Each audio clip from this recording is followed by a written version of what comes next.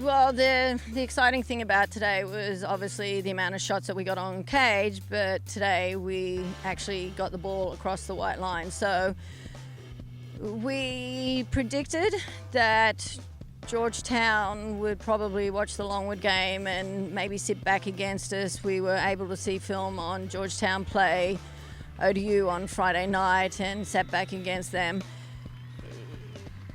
So it was nice. I mean, they did what we predicted. In the second half, they tried to play a little bit higher up on us, but by that stage, I think the girls had got the speed of the ball through their spaces in their midfield. So we're able to turn out of our midfield and get a little bit more attack, so they weren't able to get too many numbers in front of us. And I think that was the difference. If they had broken out the play down a lot more, I think, they would have been able to just put numbers in front of us.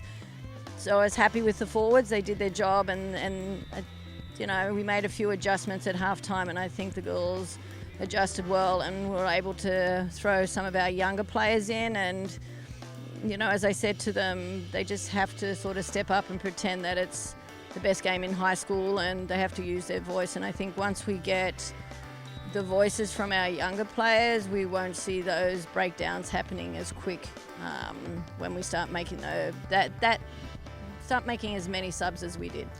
Well, besides hitting the midpoint of training, we're also hitting midterms.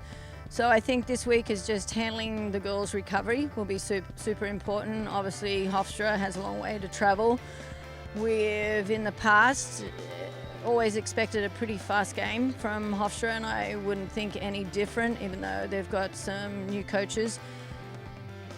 So for me, this week is recovery, work on the things that, sort of showed up between the two games. I think we definitely need to clean up some of our defense on free hits coming into our circle, and just our communication between our lines. It is getting better, but things that will help us as we move forward, hopefully to, finishing in the top 4 for conference and moving on to Delaware for another conference tournament. And I think, a team who arrives healthy with the most experience on their bench will probably do very well again this year.